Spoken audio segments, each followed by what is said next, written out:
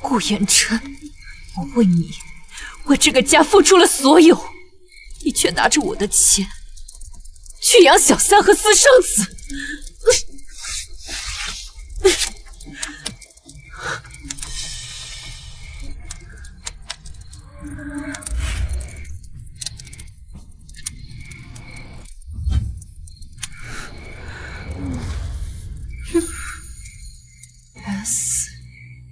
SX2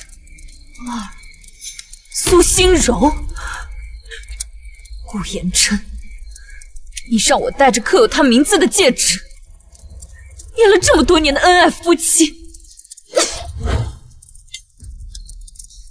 顾言琛，你挥霍我的钱，践踏我的感情，差点要了我女儿的命，要你一分一毫百倍千倍的吐出来。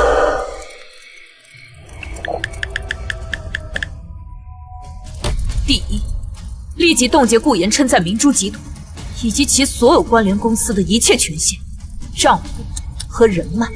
第二，彻底清查顾言琛所有经手的账户，重点追查异常资金走向。第三，通知董事会，明珠集团唯一真正的董事长江西月正式回来。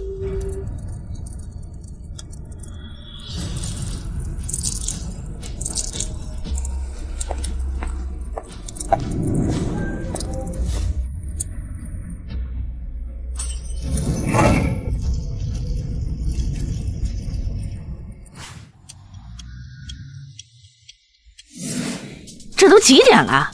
江新宇他人呢？这早饭他做不做了？估计还在为昨天的事闹脾气吧。妈，别急，女人嘛，哄几天就好了。她离不开我。哎，儿子，趁他这几天心神不宁，你赶紧的把他名下公司的股份都弄过来。明珠集团的命脉必须捏在咱们的手里。妈，你放心吧，她一个家庭主妇，懂什么股权啊？哄几句，再买几个高仿包打发她，还不是手到擒来？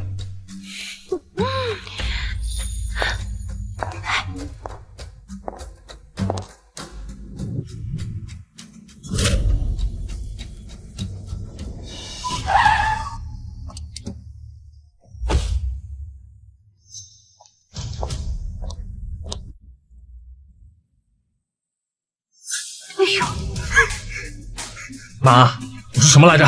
我就知道他心里有我，他把车队喊过来送我上班了。顾总，请留步，车队只为江总服务。说什么？你看清楚我是谁？我是顾言琛，明珠集团的总裁。哎，你干什么？不是。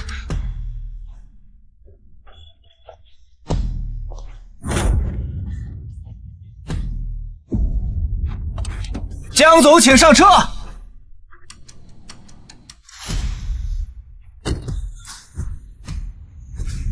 开车。小薛，你这是什么意思啊？还在为昨天的事生气啊？开车。昨天的事，哎，薛，混蛋，想用这种方式吓唬我？儿子，你看这儿。你的座驾已备好，慢走不送。江西月，你给我等着！骑破电动车都是抬举你了，他这是动真格的了他。你赶快救江西月回来，要是连累了我的别墅没了，你也别认我这个妈。柔姐，顾总监您动这么大排场啊？我平时不爱这么招摇的，可是他非说既然我来了，就得让所有人都知道谁才是这里真正的主人。柔姐，您可真厉害啊，能让顾总这么重视，以后啊，我们就指望您多照应照应了。行了，这大门没什么好看的，我带你们去里面看看吧。上个月我跟他提过，前台的大理石颜色太冷，应该换成暖色的。他说都听我的。哎，跟你们主管说一声，尽快提一个更改方案，就说是我提的。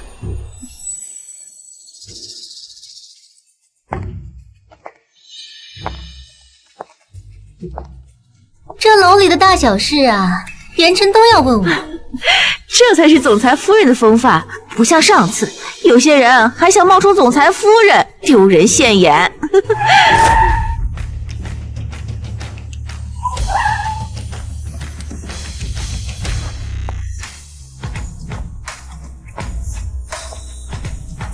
恭迎总裁归来。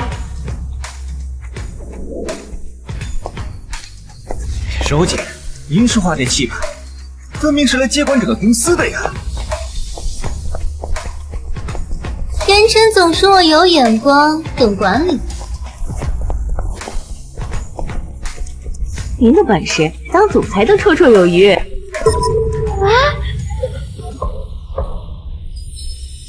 总裁好。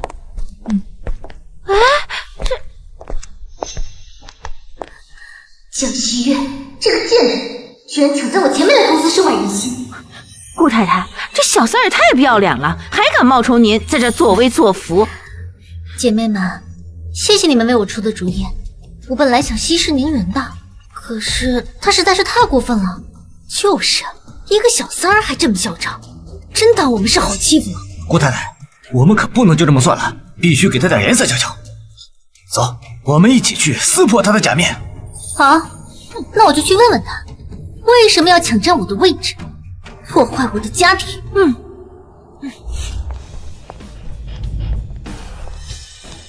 准备一下近期的财务报表，10分钟后我会亲自去珠宝专柜巡视。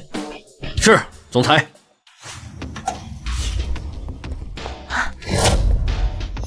那边第3展柜的射灯角度需要调整，反光影响了主石的光泽。好的，总裁。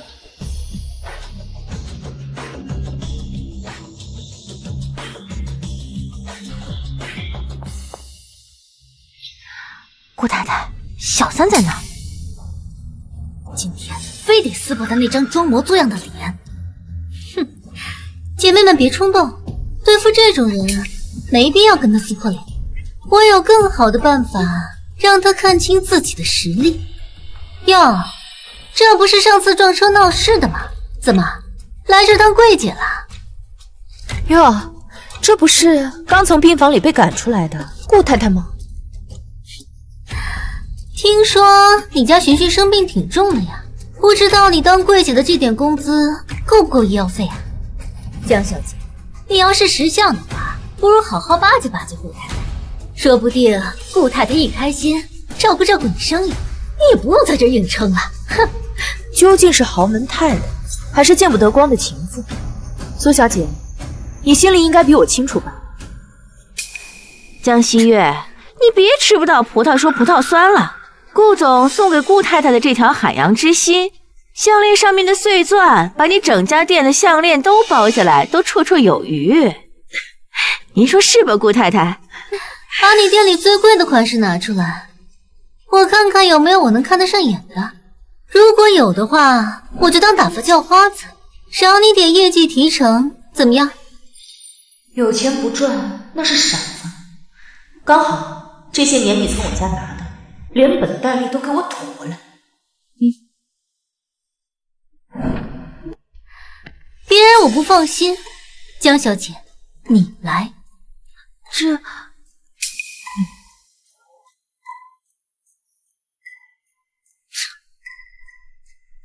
这设计是货色。明珠集团如今就只能摆些这种货色了吗？若是这样的话，我还看不上眼。看来这些年你从顾宠物身上吸了不少血。顾太太确实有眼光，这些的确是随意拿来给客人看看的。小李，去保险库 VIP 的星河之泪限量款，让顾太太随意挑选。是。怎么样？言琛说了，明珠集团的顶级珠宝都锁在 VIP 库里。他说以后要把钥匙交给我。他还说，心柔，只有你的气质才能镇得住这绝世珠宝。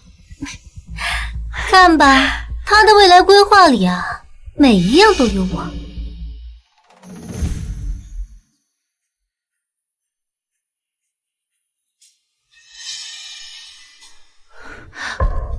哇塞，这一套珠宝就3000，别大惊小怪的，柔姐什么场面没见过呀？3000块有啥好惊讶的？瞧这群土鳖没见识的样。顾太太在意的从来都不是价格，而是这星河之泪，灵感来自欧洲王后对跪拜之臣的垂青。那有你这个柜员为我戴上，正合其意，寓意着你对我俯首称臣。哎呦，俯首称臣，这不是说我们都该敬着顾太太您吗？这套珠宝就算其他顾客喜欢也买不起，哪像顾太太啊，这买珠宝就像喝水一样轻松，根本就不在意价格。就是啊，要不是顾太太，我们这些普通人哪能见到这种等级的珠宝啊？苏小姐，您是否需要确认一下余额是否足够支付？你什么意思啊？你的意思是觉得我买不起这条项链？我不是这个意思。顾太太，您别动气。小李，怎么说话的？这顾太太是什么身份啊？会在意这点钱？也是，这点钱还不够我塞牙缝的。不只是这条，这条，还有那边那一排，我全都要。不是我们不信你，顾太太，只是这些珠宝啊，实在是贵重。这按照店里的规定呢，店员需要综合评估顾客的支付能力，才能拿出来试戴。这不然啊，这什么阿猫阿狗都要求试戴珠宝，万一损坏了，我们店员承担不起这个损失的风险。你瞧不起谁呢？我不仅要买，我还要加价买。这套珠宝3000是吧？我加1倍，6000，现在就要。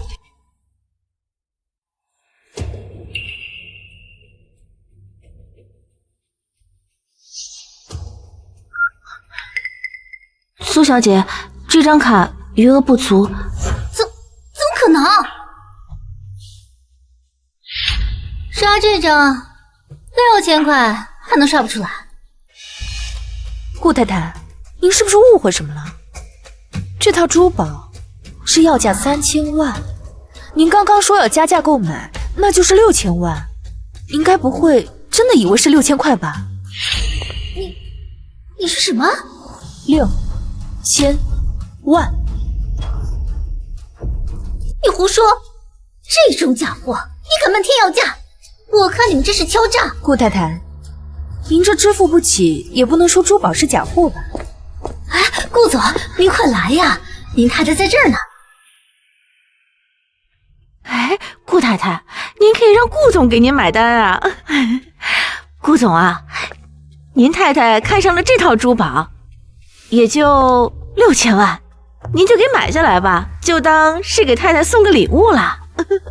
这，顾总，您这是要给哪位顾太太买单啊？西远，这么多家长在场，别把事情闹得这么难看。你也不想轩轩在幼儿园被有心人叫舌根，被排挤吧？还想用女儿来拿捏我？好，我也让你参与一下。我就说嘛，顾总一向大方，还是明珠集团的总裁，这为博红颜一笑，6000万又算得了什么？果然，拿女儿出来就能拿捏蒋希雨。言琛，他们居然拿条假货糊弄我，还敢开价6000万，还有他，还敢嫌我没钱结账。吹豹子胆了！对尊贵的顾客这种服务态度，就这种货色，我都嫌脏。而且啊，就算是真货，我老公也买得起。砸吧，砸得越狠，这账才能落得越高。行了，这条手链我买了。博可是总裁啊，这无限额黑卡6000了，不算什么。这会让江西月看谁才是真正的画师。只买这一件，怎么能够体现顾总您的气度？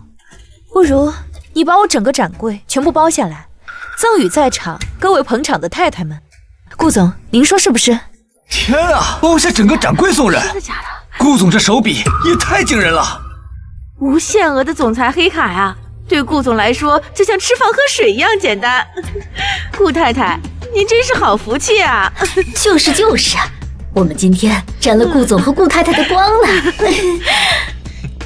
行，整个柜台都给我包起来，送给这些太太了。一共是2亿1800万，请刷卡。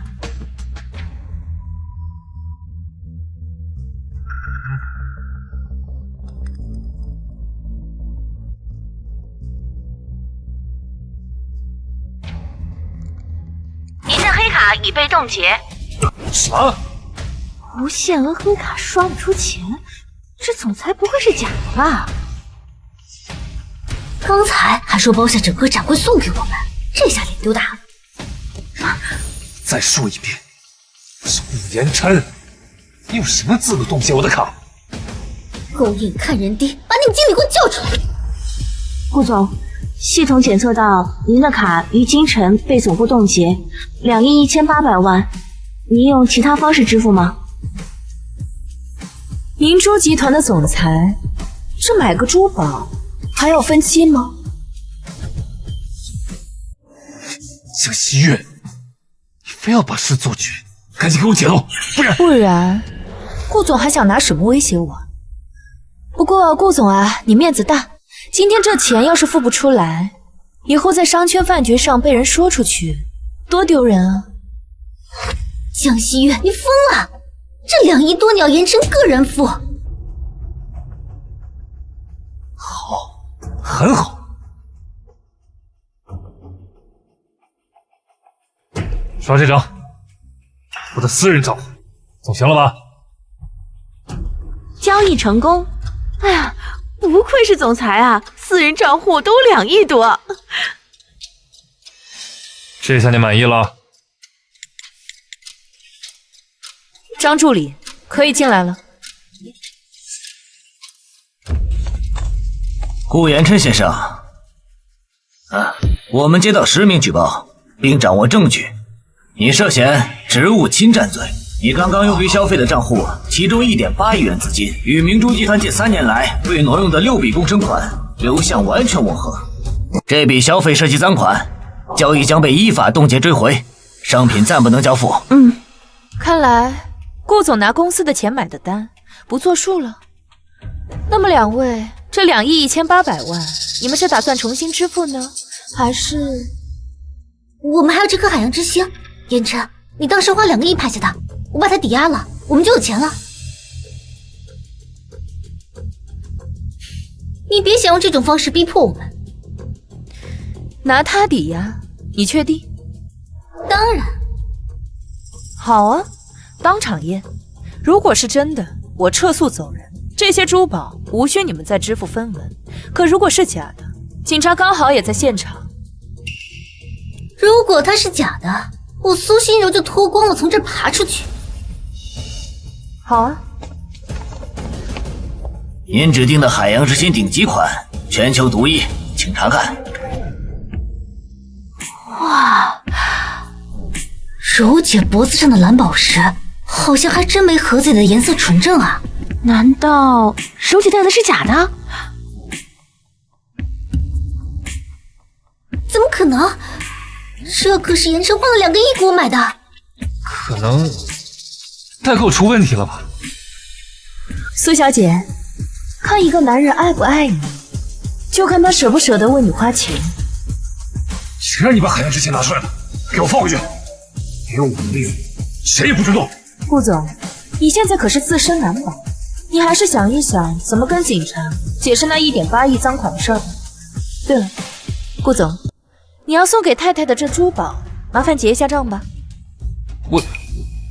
不过，如果顾太太履行承诺，脱光了从商场里爬出去的，我可以给你们免单。免单？你有什么资格免单？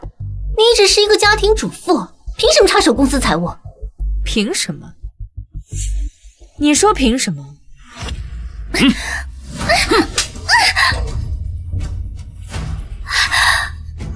他是我们集团的董事会主席，当然有资格。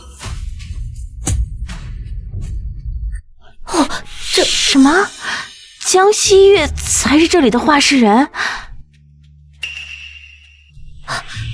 错了，全搞错了。江小姐才是商场的老板。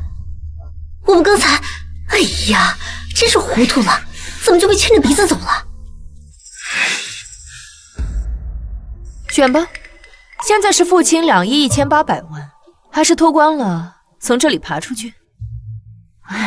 江总，苏小姐就是开个玩笑，你怎么能让她做这种事呢？这又不是我说的，这可是顾太太她亲口说的。再说了，我这也是为了保顾太太的颜面。这要是被人说她说话不算话，那可是坏了顾总的名声。那既然各位太太们如此体谅顾先生和顾太太，不如就帮顾总分担一下。这2个亿，每家分担下来也就千把万，对各位豪门太太来说，不过是零花钱吧。这跟我们有什么关系呢？是顾总自己说要送的。就是啊，苏小姐，脱光衣服也不算什么大事嘛。谁让你付不起钱呢？凌晨，你说句话呀！你总不能真让我脱光从这爬出去吧？西月，别闹了！我知道你生气，我回去给你解释。你先帮我下台，我保证以后什么都听你的，随身人我马上打发走。苏小姐，你是自己脱呢，还是我找人帮你？我的时间很宝贵的。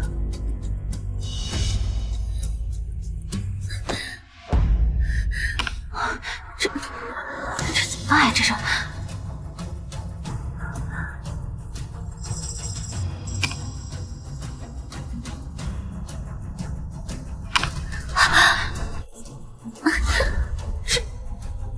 现在可以了吧？还有啊，你还想怎样？我已经脱光了。你说的是脱光爬出去，现在还没光，也还没爬。行了，这些二手货呀，跟二手男人一样，只会脏了我的地。小李，把垃圾都清理掉，别占地方。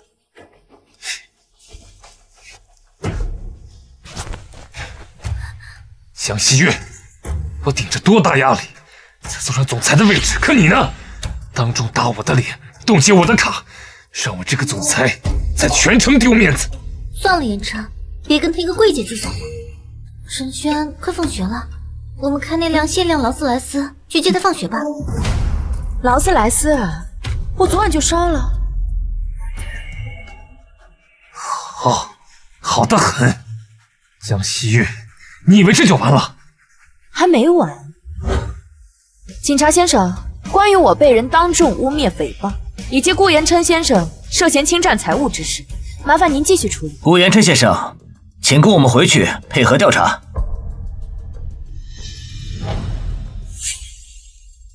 好，知道了，都是误会，我跟你们走。江西月，你等着，用不了多久，就会知道今天你怎么让我走的，就得怎么求着我回来。真是扫兴！我请你们喝下午茶。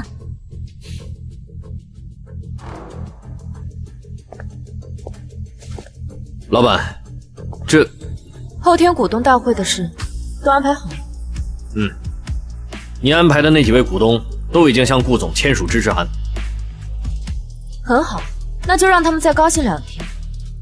去，帮我拟一份离婚协议，我要让他打回原形，继续做那个一穷二白的穷小子。是。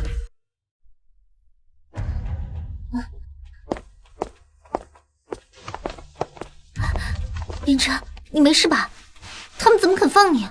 我在瑞士有一笔独立资金，早就备好了应急金，律师已经打点好一切了。江西月这次也太狠了，简直是把我往死里踩。放心，他嚣张不了多久，而且我们不用再躲了。什么意思啊？我在进去之前就听到风声，董事会几个老股东早就对他长期隐退不满了，他们觉得女人掌权不够稳定，而且这些年是我在台前撑着局面。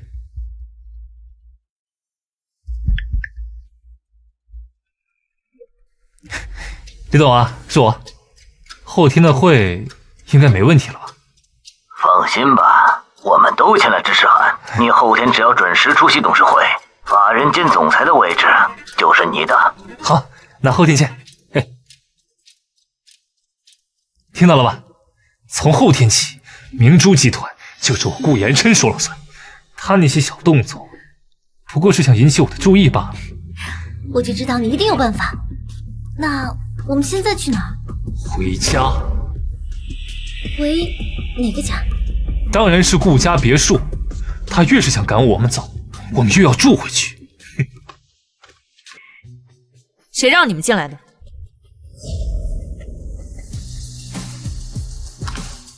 谁准你动我的东西了？言琛说了，旧人就该让给新人。旧的让给新人，你配吗？言琛说了，这家里的东西都该是我们的。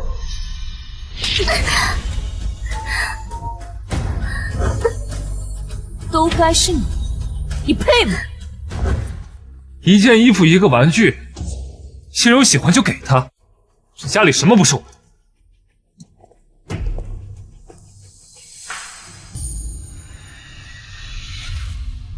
你最近不是陪珣珣在儿童房睡吗？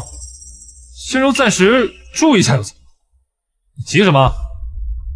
害我在所里整整盘问了6个小时，我罚你暂时不能回主卧睡，有什么不对啊？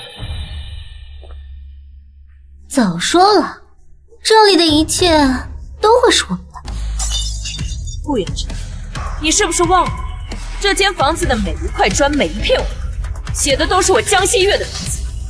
我的东西，宁可招我砸了我，也不可能留给小三和白眼狼。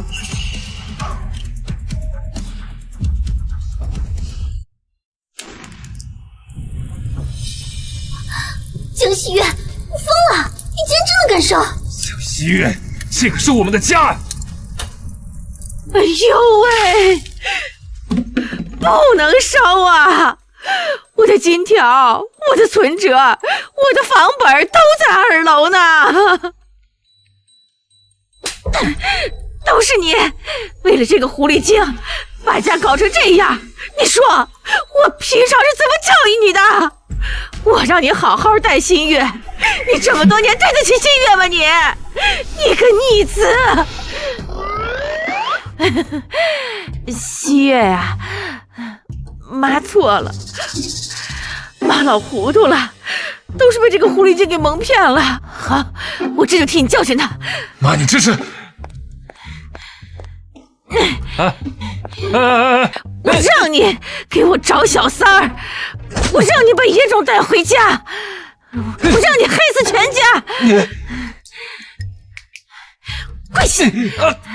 赶紧的，给新月跪下道歉认错。新月，你看，我已经替你教训他了。你还不赶紧把他哄好？你是想连累老娘吗？吃玉云的总裁椅子你已经坐稳了，再让那狐狸精煽风点火，咱娘俩全完蛋。老婆，你听我解释。行，既然这样，那我也不瞒你了。我是顾延琛的情人，我们已经在一起5年了，这就是我儿子。你疯了？谁跟你是情人啊？西月，他胡说，我心里只有你啊！你说过，你只要我一个人。我跟你只是逢场作戏，一点感情都没有。言琛，明明是你，是你勾引我！我那晚喝多了，你不就是要钱吗？给你，都给你，拿钱赶紧走！我不要钱，我真正爱的人是你！滚开！我跟你之间只是逢场作戏，真把你自己当回事儿？逢场作戏？顾言琛，是谁说？是谁说他在床上就像个木头？是我才让你变得像个人！说明珠集团是因为有你才做得成这样，他江雪就是个靠着你养的摆设，你说的每一句话我都信了，你现在跟我说逢场作戏？那你这个野种，马上给我滚！心柔，刚才委屈你了，不演得狠一点，他不会信的。你打得太真了，我的脸比现在还肿着。哎呀，我的心肝宝贝儿，再忍一忍吧，都是为了大局。等我儿子拿到了公司，你有什么没有啊？我的大孙子也受委屈了，奶奶回头给你买个大飞机。再忍一忍啊，就2天，等股东大会一结束，公司法人转到我名下，我第一件事就是踹了江西宇，风风光光接你们进门。还是你心疼我，我和陈轩被江轩这样欺负，你可得好好心疼我。明天带你们逛商场，想吃什么买什么，再给陈轩买2套新衣服，行了吧？也该给你购这件新西装了。后天的股东大会，我们顾总可得风风光光的。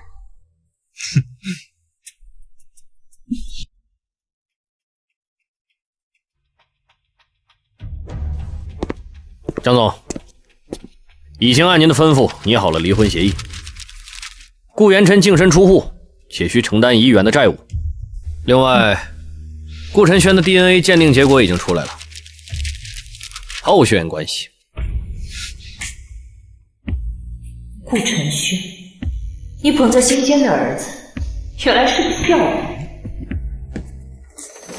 收好，股东大会上一份一份商议。好的。对了，苏心柔的小三，给我找出来，找不出来就给我安排出来。明白。王娜姐，爸爸现在是总裁，以后我就是小总裁，我穿的最闪。好，买，我们陈轩说的都对。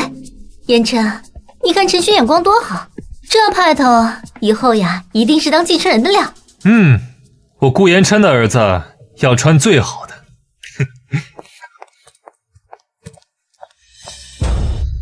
西月璇璇，我恰好来巡店，这不，打算给璇璇买几件好看的衣服。江小姐，这是您给顾寻小姐定制的春季套装，已经好了，请您过目。女士，抱歉，这件呢是意大利大师手工高定，需要提前预定和测量。您看上的那件钻石西装也是需要提前预定的。预约？你看不起孩子？他想是什么就是什么，轮到你在这摆规矩？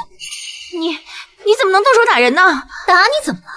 一个臭打工的，有什么资格在这狗眼看人低？这有100万，现在立刻马上把那件衣服给我儿子拿过来。你给我道歉，我要报警。这是雍正官窑的青花瓷，怎么回事？他打碎了8000万的花瓶，还动手打我。女士，请您立刻解释。保安，锁门，报警，控诉故意毁坏巨额财物及人身伤害。在警察到来之前，谁也别想走出这个门。我们可以好好算总账了，合计1亿8千万。这都11点50了。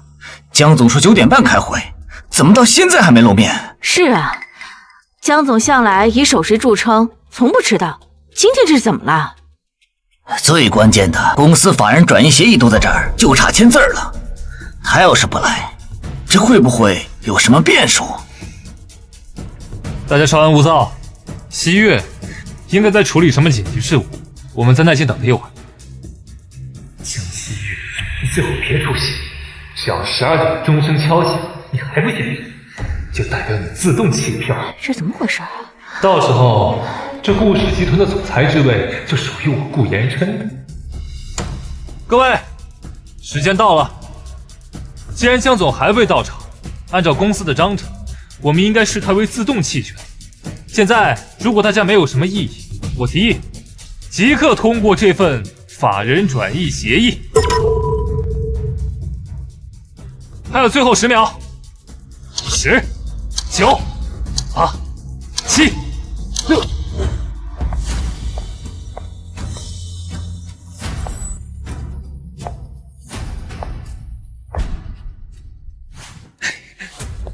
老婆，你终于来了！你看你，为了家里，为了公司操心，都累瘦了。现在该好好休息。我能为你做的，就是让你毫无后顾之忧。签了吧，为了寻寻，也为了我们能回到从前平静的日子。顾延琛啊，顾延琛，到了这个时候，你还在给我演生气，你真以为我还会吃你这套？好啊，我签。果然不出我所料，他闹了这么大一圈，不过是想引起我注意的，他根本就离不开我。不过，在你成为新任总裁之前，这里还有一份文件，需要你签名。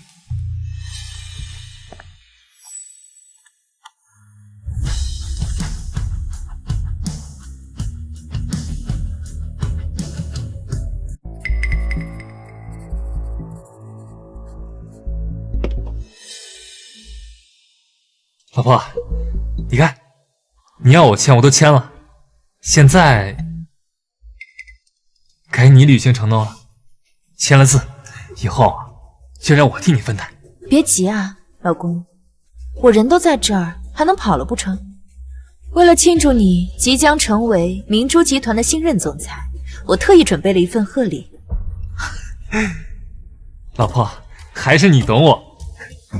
西月啊，你永远都是我最好也是唯一的妻子，我永远都不会离开你。是吗？那你可要好好收下这份贺礼。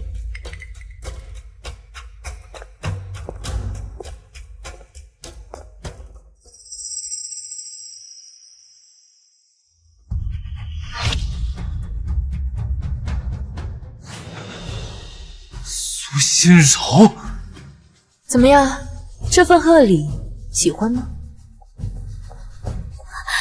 言琛，言琛，你听我解释，是他，这一切都是他设计陷害我，是他给我下药，把我关在那里。言琛，你一定要相信我。你设计的，你早就计划好了。顾总，被人背叛的滋味如何？顾总让我通知您，他已正式当选集团总裁，请您立刻来总裁办公室。他说想第一时间与您分享喜悦，请务必打扮得漂亮一点。好。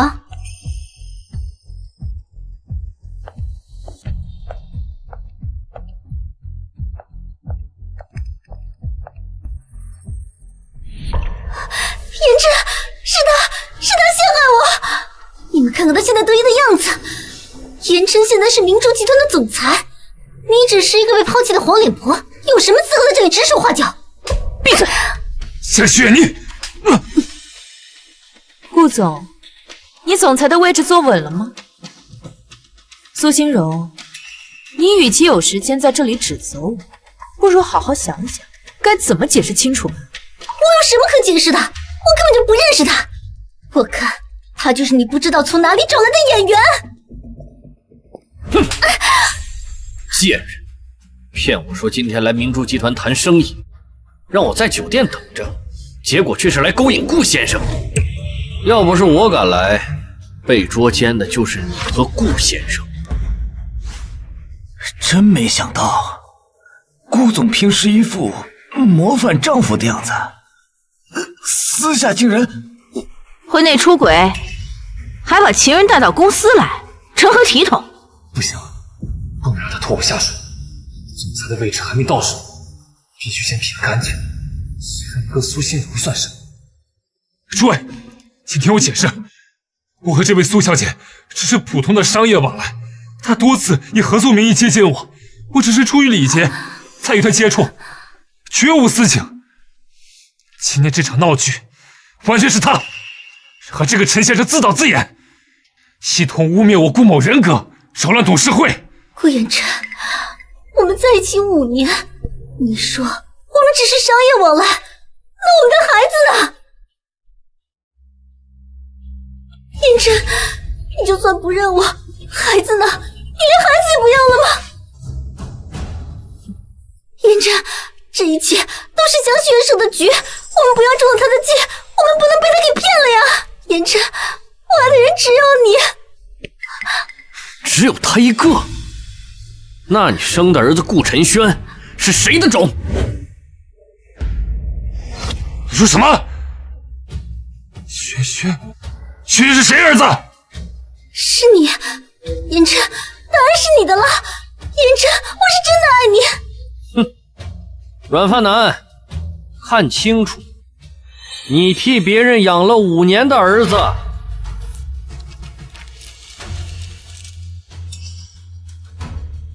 5年，苏心柔，我这5年来，竟然一直替别人养儿子。完了，全完了！贱货！花着我的钱，用我的钱养男人，还让我替别人养儿子。苏心柔，你当我是什么？顾远琛，你以为你就是什么好东西？和江希月在一起，就是为了他的钱和工资，你能和他结婚吗？说到底，你不就是一个靠着女人上位的软饭男而已，和我有什么区别？好一出狗咬狗啊！顾远琛，被至亲至信之人算计，当做垫脚石的滋味，这回旋镖扎的可还痛快？戏到此为止，还请顾先生、苏小姐以及这位陈先生离开明珠大厦，从此以后明珠集团与他们再无瓜葛。保安，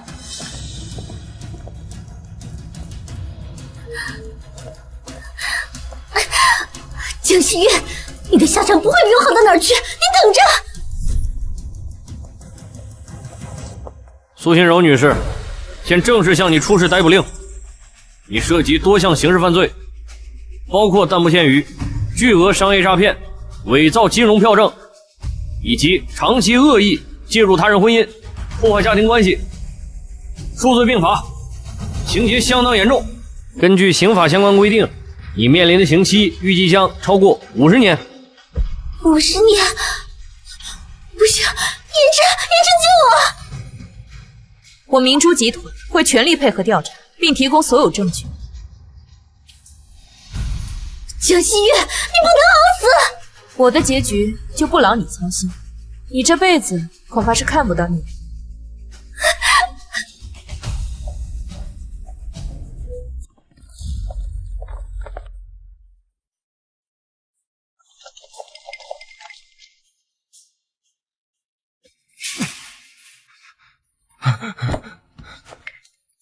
希月，我错了，我真的知道错了，我猪狗不如，可我也是受害者。你看到了，都是苏心柔，是那个毒妇，她骗了我，她把我当猴耍，我从头到尾都被蒙在鼓里啊！老婆，你看清楚，我才是被她害得最惨的那个。我们重新开始好不好？我求求你，你原谅我这一次，我保证一定会对你好，对学军好。我会用余生弥补你们，让我做什么都可以啊！只要你原谅我，我怎么做都行。顾远琛，你的巴掌和你的承诺一样，太轻太贱。认错就该用这样的力度。不过为了你脏我的手，不值得。既然顾总这么诚心悔过，那我就给在场的各位一个机会，在场诸位每个人都可以上来扇他一记耳光，谁扇得越重，声音越响，价格越高。张助理，准备转账，立刻到账。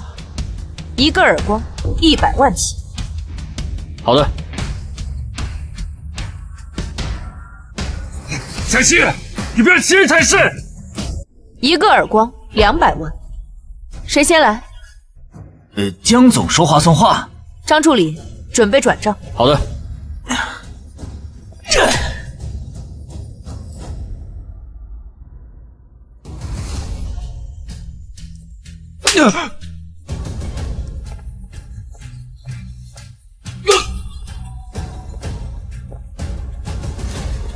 你别过来！你别过来啊！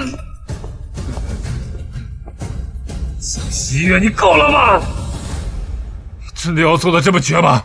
难道你想寻寻从小就没爸爸吗？爸爸，寻寻唯一的污点就是有你这个爸爸。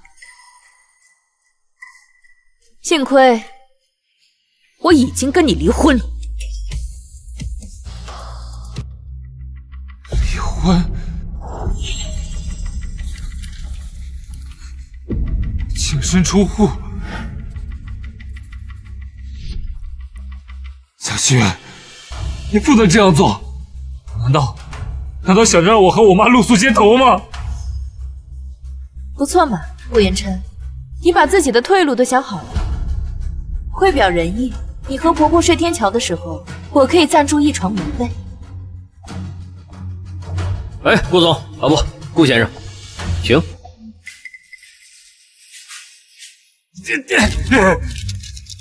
一个月的离婚冷静期，我是不会放过你的。你等着，我就算是死，也要拖着你两母女。顾言琛，你还记得你求婚时的承诺吗？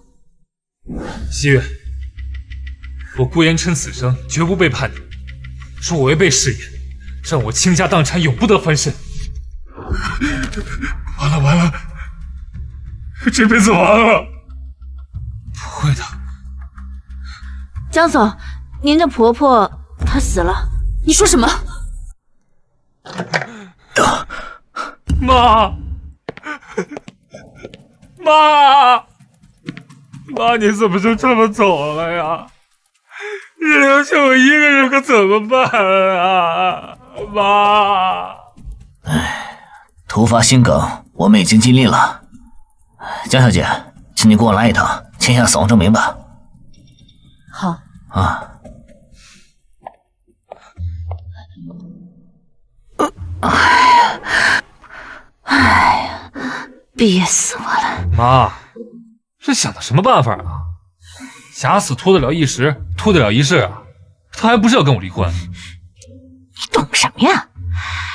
只要你没正式离婚，他就是我们老顾家的人，他就得给我养老送终。他不是要跟你离婚吗？你跟他要丧葬费，狠狠地敲他一笔，咱们拿着钱就走。谁稀罕他那破公司？妈，还是你有主意啊！学着点吧。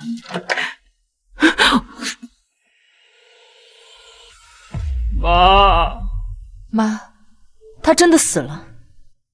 生死是大事，肯定是真的呀。西月，妈走了，这送葬的钱，你妈的死活跟我有什么关系？不是。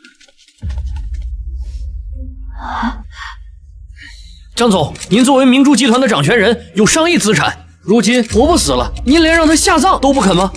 江总，听说今天您逼迫顾总离婚，甚至让婆婆和丈夫流落街头，请问您婆婆的死亡是否是受您逼迫？妈可真有本事，气质都给我找好了。江西月，江西，今天你这钱不出也得出，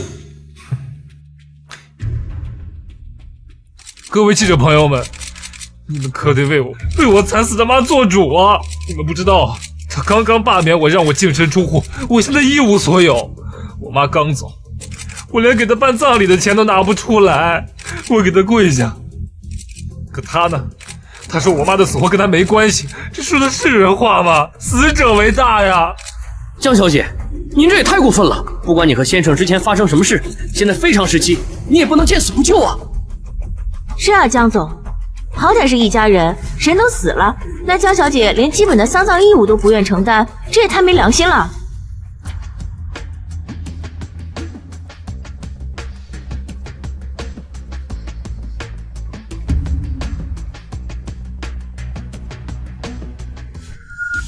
触感温热，此人怎么可能会有这种体能？顾家人为了拿到我的钱，还真是不择手段。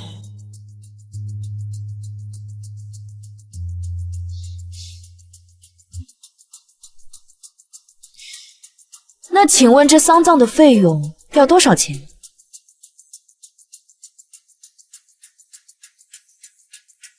是墓地费、送葬费，还有灵堂，这些加起来起码得1亿。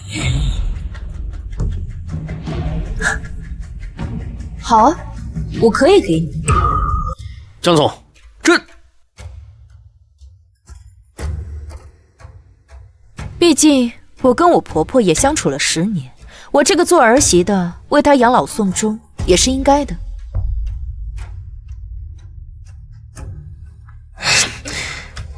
西月，你能这么想，真是太好了。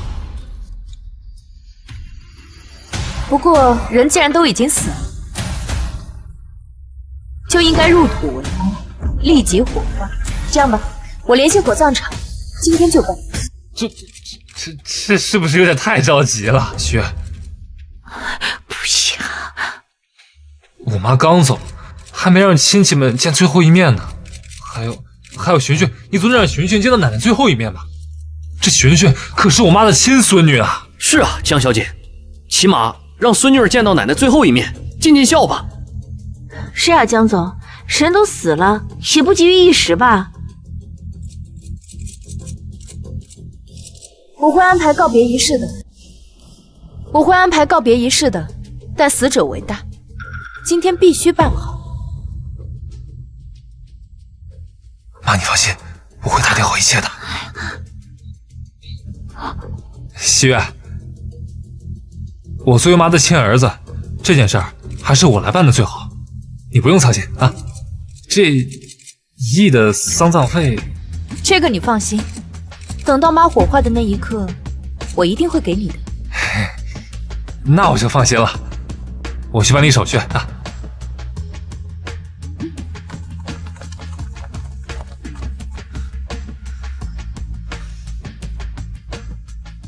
都安排好了吗？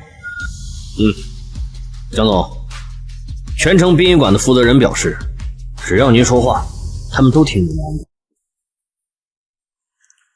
等会儿推进去，假装火化，别真烧。哦，明白。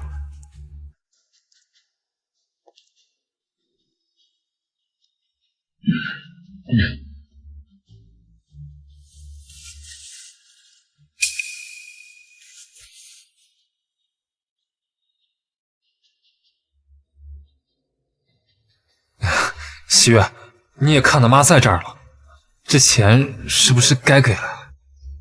急什么？火化完成，钱我自然会付。我要亲眼看到火化炉启动。你，江小姐这边请。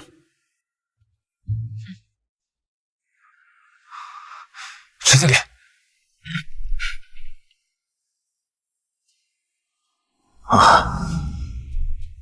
说好了，等会儿火化记得切断电源，只是表面做下工作，按下按钮就好了，别真把我妈活活烧了。好的，顾总，我们一定照做。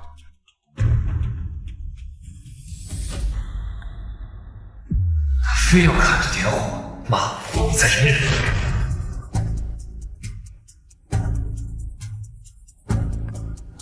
西月，你也看到了，妈就躺在这儿，现在这钱你该给了吧？急什么？妈都还没安息呢，等妈火化了，该给的1分都不会少。怎么，顾总这是不敢让妈进去了？谁不敢？点火！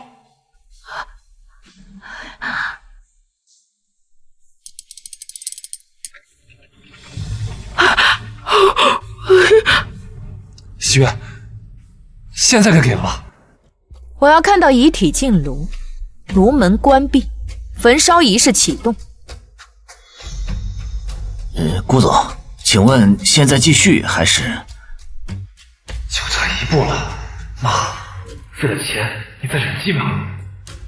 继续，推进去！顾叶琛，你真想烧死我吗？这是什么情况啊？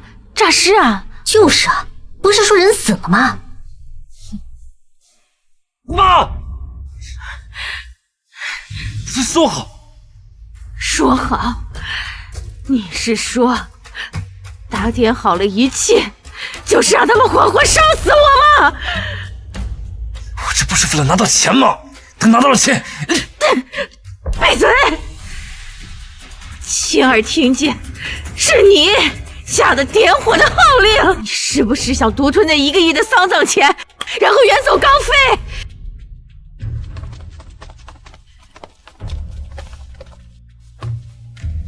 顾夫人，您不是死了吗？请问怎么又会死而复生呢？顾先生，您母亲刚刚提到了1亿丧葬费，这场葬礼是不是你们母子俩为了骗取江女士财产而自导自演的骗局呢？不是，误会，听我解释，听我解释。那你收买医生的监控录像，难道也是误会吗？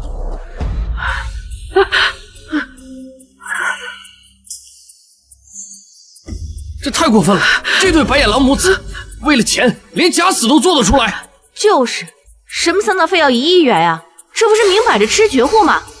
我们要曝光这种恶劣行径，绝不能让他们母子俩得逞。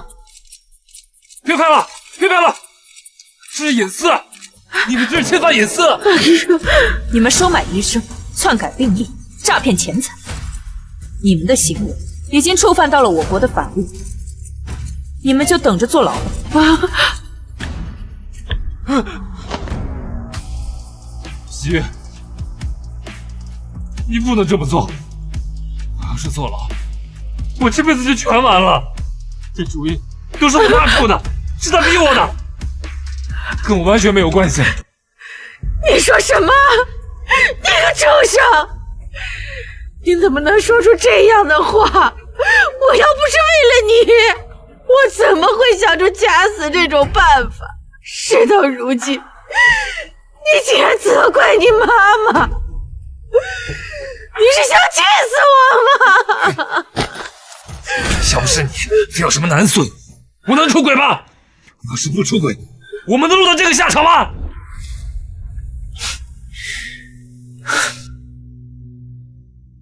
喜悦，你刚刚也听到了吧？千错万错都是我妈的错。我还年轻，我不能坐牢。反正我妈年纪大了啊，这牢要坐就让她去坐。我是群群的爸爸，要是让我坐牢，群群长大了以后该怎么想啊？你滚开！喜悦，我是妈的好儿媳妇，妈最疼欣欣了。我从来没有要过什么孙子，都是他自己出轨，把别人的肚子都搞大了。你看，喜悦，妈年纪大了，坐牢就是要我的命啊！你忍心把我往火坑里推？月月呀，咱们是一家人，我可是欣欣的亲奶奶呀！你不能这么狠心的做呀！奶奶、爸爸，你们没资格，也不配当寻寻的亲人。给我看清楚，我和寻寻已经和你们顾家没有关系了。这不算。我签这合同的时候，我是不知情的。你知情与否和我无关，我已经跟你们顾家没有任何关系，而你们造的孽，就让你们用余生来偿还吧。让一让，顾先生，您和您的母亲涉嫌贿赂罪、诈骗罪，请跟我们走一趟吧。西月，我真的知道错了，你就原谅我吧，西月。走吧，啊！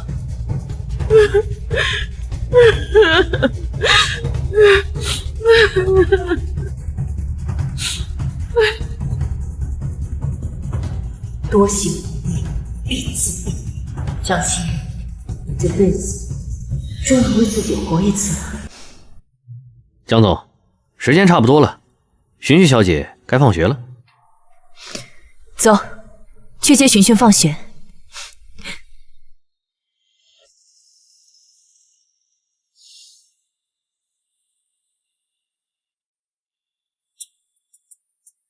喂，这都没扫干净，眼睛长哪去了？还想不想干了？干不好就滚蛋，后边排队等着这岗位的人多的是。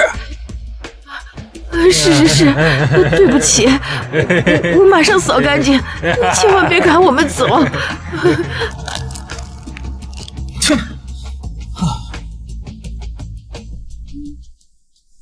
妈，你在干什么呀？没什么，一些无关紧要的事罢了。妈，我这次又考了全班第一，有没有什么奖励呀？那妈妈带寻寻去吃大餐，好不好？嗯，走。